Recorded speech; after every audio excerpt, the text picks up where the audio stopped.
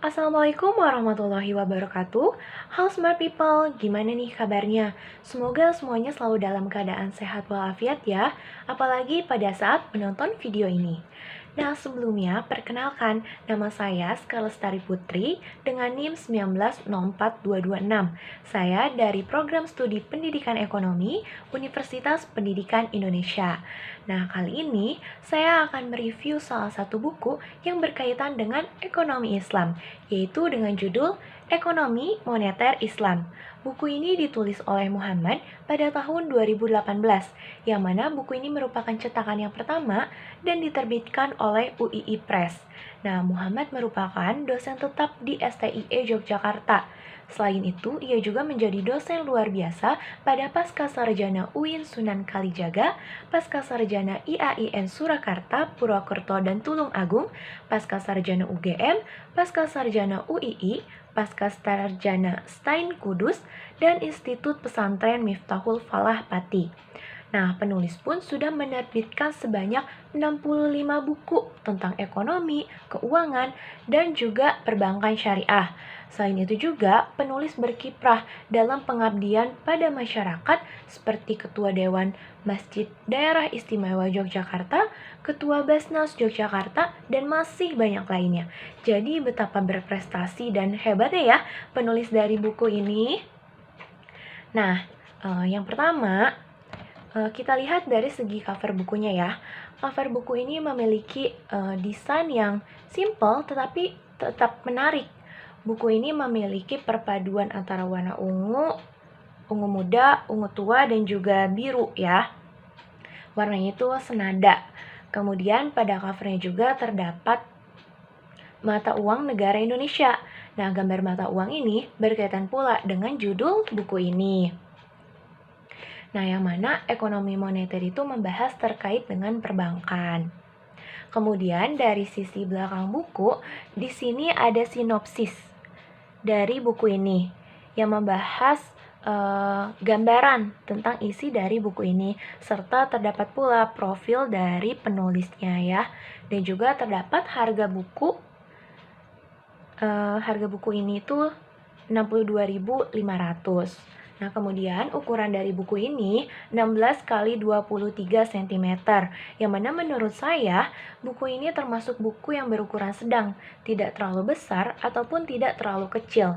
Dan juga kalau kita lihat dari jenis kertasnya, buku ini menggunakan jenis kertas book paper, yaitu kertas yang berwarna krem kecoklatan.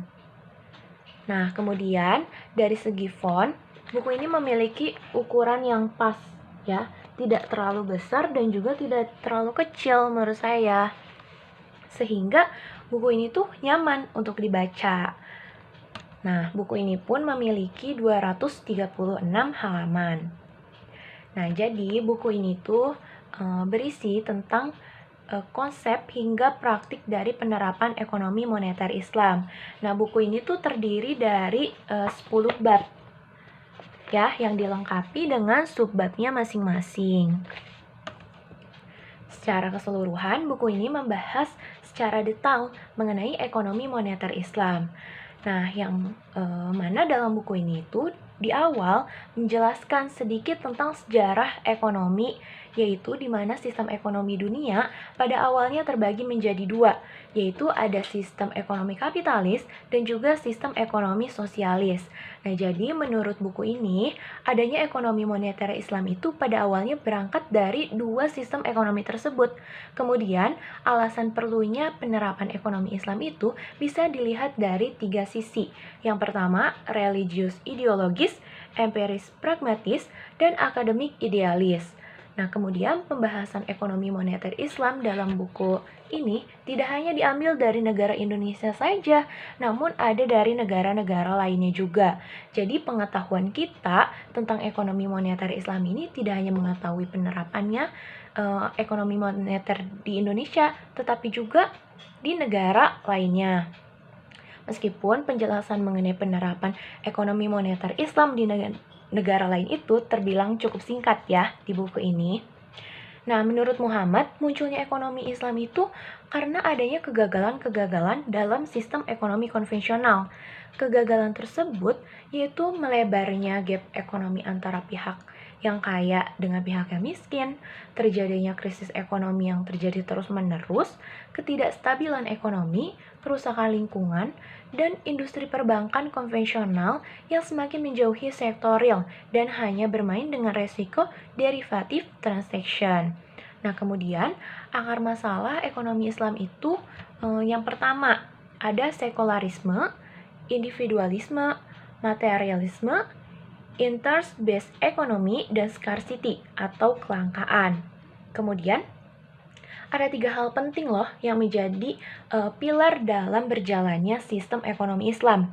Ketiga pilar inilah yang menunjukkan adanya sistem kehidupan ekonomi. Adapun 3 pilar tersebut, yang pertama pendekatan zakat, infak, sodakoh, dan wakaf dan waris. Kemudian yang kedua ada pendekatan riba, dan yang ketiga pendekatan judi. Kebijakan moneter ini merupakan instrumen dari bank sentral yang sengaja dirancang sedemikian rupa untuk mempengaruhi variabel-variabel finansial seperti suku bunga dan tingkat penawaran uang. Sasaran yang ingin dicapai adalah memelihara kestabilan nilai uang baik terhadap faktor internal maupun eksternal. Secara prinsip, tujuan kebijakan moneter Islam tidak berbeda dengan tujuan kebijakan moneter konvensional, yaitu menjaga stabilitas dari mata uang. Kemudian, isi dari buku ini ada strategi pengembangan moneter, yang mana secara prinsip dalam pelaksanaan kebijakan moneter Islam berbeda dengan kebijakan moneter konvensional, terutama pemilihan target dan instrumennya. Perbedaan mendasar adalah prinsip Islam tidak membolehkan adanya jaminan terhadap nilai nominal maupun rate return atau suku bunga. Nah, fokus kebijakan moneter Islam itu lebih tertuju pada pemeliharaan berputarnya sumber daya ekonomi dan pada regulator harus memastikan tersedianya usaha-usaha ekonomi dan produk keuangan syariah yang mampu menyerap potensi investasi masyarakat.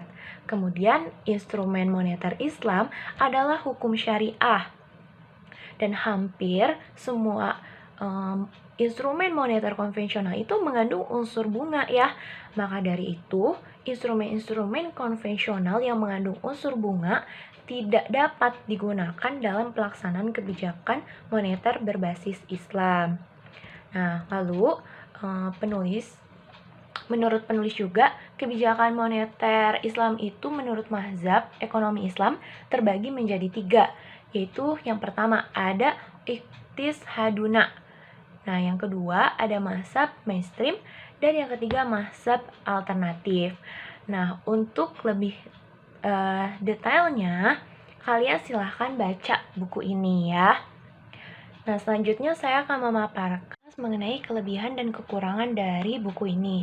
Nah, yang pertama akan membahas mengenai kelebihan buku ini. Nah, secara umum buku ini membahas secara lengkap dan mendalam terkait pembahasan ekonomi moneter Islam. Contohnya itu ada pembahasan mengenai nisab zakat emas. Buku ini benar-benar menjelaskan secara rinci seperti apa, mulai dari berapa gram yang harus dikeluarkan dan lain sebagainya. Kemudian yang kedua, setiap awal buku dicantumkan terjemahan ayat-ayat terkait dengan bab tersebut. Nah, contohnya itu bab 2 membahas mengenai uang dalam ekonomi Islam. Dan di sini ada sepenggal ayat dari Quran Surat At-Taubah. Nah, yang ketiga, buku ini dilengkapi dengan beberapa gambar bagan-bagan terkait pembahasannya. Ada seperti kurva dan juga lain sebagainya gitu ya. Jadi membuat pembaca itu lebih mudah untuk memahami materi yang disampaikan. Jadi tidak hanya berupa kata-kata saja, tetapi dilengkapi dengan bagan dan juga kurva.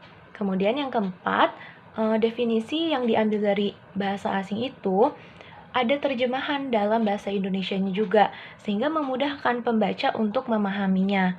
Buku ini pun dilengkapi dengan hadis-hadis yang terkait, dan buku ini juga dilengkapi dengan contoh kasus, rumusnya seperti apa, yang dilengkapi dengan keterangan setiap rumus variabelnya, dan juga dilengkapi oleh jawabannya sehingga tidak membingungkan pembaca dalam memahami.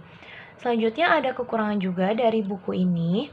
Yang pertama itu ada beberapa permasalahan yang menurut pandangan saya seharusnya perlu untuk dibahas, namun tidak dibahas dalam buku ini. Contohnya itu, menurut buku ini, solusi yang tepat untuk mengatasi permasalahan ekonomi itu dengan mencari akar masalah terjadinya krisis ekonomi. Nah, dalam buku ini tuh tidak dijelaskan secara detail masalah krisis ekonominya seperti apa. Yang kedua, masih terdapat kata yang typo. Dan yang ketiga, dalam buku ini tuh sudah bagus ya, dilengkapi dan dikaitkan dengan ayat Al-Quran, tetapi hanya terjemahannya saja, tidak dicantumkan ayatnya di dalam buku ini. Kemudian yang keempat, kekurangan dalam buku ini pun tidak ada kesimpulan secara menyeluruh dari pembahasan dalam buku ini. Yang mana dari setiap babnya pun tidak ada kesimpulannya gitu, hanya beberapa bab saja yang ada kesimpulan yang ditulis oleh penulis. Oke, smart people, jadi dari review yang sudah saya berikan tentang buku dengan judul Ekonomi Moneter Islam yang ditulis oleh Muhammad ini, menurut saya secara keseluruhan buku ini sangat bagus dan saya rekomendasikan untuk kalian membaca buku ini. Dan buku ini pun cocok bagi kalian yang baru akan mempelajari mengenai ekonomi moneter Islam. Meskipun buku ini terdapat beberapa kekurangan, namun buku ini masih tetap bagus untuk dibaca. Dan juga harga dari buku ini tuh termasuk murah ya, hanya 62.500. Oke, mungkin cukup sekian review buku kali ini dari saya. Semoga bermanfaat. Sampai bertemu lagi di video lainnya. Wassalamualaikum warahmatullahi wabarakatuh.